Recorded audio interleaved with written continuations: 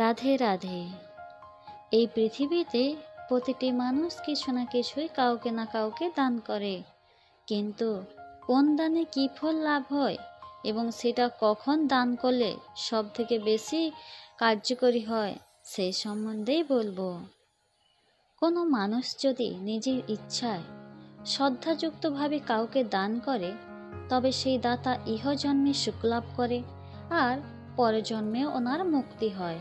যখন কোনো মানুষ সৎপাত্রে কিছু দান করে, সেই দানকেই বলা হয় সাত্ত্বিক দান। এখন জানবো কোন কোনগুলোকে বলা হয় সাত্ত্বিক দান। সেগুলোর মধ্যে পড়ছে নিত্য, নৈমিত্তিক, কাম্য আর বিমল। এই চারি প্রকারের দানই হলো সাত্ত্বিক দান। প্রথমে জানবো নিত্য দান। কোনো উপকার কিংবা ফলের আশা না করে যখন ব্রাহ্মণকে কিছু দান করা হয়, তখন তাকে বলা হয় নিত্য দান। এরপর নৈমিত্তিক দান। পাপ শান্তির জন্য যে দান করা হয় তাকে বলা হয় নৈমিত্তিক। এরপর আছে কাম্য। কোনো কিছুতে বিজয় পাওয়ার জন্য অথবা ঐশ্বর্য, স্বর্গ ইত্যাদির কামনায় যে দান করা হয় তাকে বলা হয় কাম্য। এরপর সর্বশেষ হলো বিমল। ঈশ্বরের প্রীতির জন্য অথবা ঈশ্বরের উদ্দেশ্যে সাত্ত্বিক অন্তর থেকে ব্রহ্মবিদ ব্রাহ্মণকে যে দান করা হয় সেটি হলো বিমল দান। এইসব দান ছাড়াও সব দানের মধ্যে শ্রেষ্ঠ দান হলো ভূমিদান। ব্রাহ্মণ বিদ্যাদান করলে ব্রহ্মলোকে গতি হয়। বৈশাখ মাসের পূর্ণিমা তিথিতে উপবাসী থেকে যদি শ্রদ্ধেয় 5 জন অথবা 7 জন ব্রাহ্মণকে অর্চনাদি করে মধু ও তিলপিষ্টক ভোজন করানো যায়, তবে সর্বপাপে মুক্ত হয়।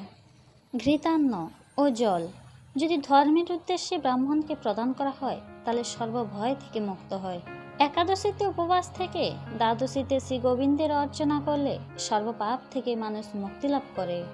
মানুষ যেই দেবতার পূজা করার ইচ্ছা করে, ব্রাহ্মণকে অর্চন করে যদি ভোজন দান করেন, তাহলে সেই দেবতা তার প্রতি তুষ্ট হন। সন্তান লাভের ইচ্ছায় ইন্দ্রের পূজা করা উচিত। ধনের আশায় অগ্নির পূজা করবেন। দিবাকর অর্থাৎ সূর্যদেবকে পূজা করবেন আরোগ্য কামনায়। আর চন্দ্রের পূজা করবেন ভোগবিলাসে। গণেশ দেবের পূজায় কর্মসিদ্ধি হয়। এছাড়া বল লাভ করতে হলে বায়ুর পূজা করবেন। মুক্তি লাভ করবার আশায় যদি থাকে, তাহলে গোবিন্দের পূজা করবেন। জল দান করলে তৃপ্তি লাভ হয়। অন্নদানে স্বর্গ লাভ হয়। তিল দানে অভীষ্ট সিদ্ধ হয়। আর দীপদানে উত্তম নয়ন হয়। সোনা দান করলে দীর্ঘায়ু হবেন। যদি গৃহদান করেন তাহলে শ্রেষ্ঠ লোক লাভ করবেন।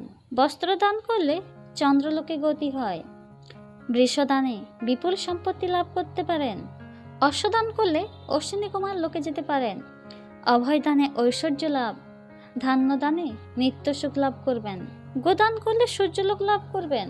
আর যদি বেদ দান করেন তাহলে ব্রহ্মলোক লাভ করবেন। যদি ভালোভাবে কাউকে কোনো ভালো জ্ঞান দান করেন, তাহলে স্বর্গলোকে গতি হয়। যদি সকল প্রকার গরুকে ঘাস দান করেন, তাহলে সর্বপাপ ক্ষয় হয়।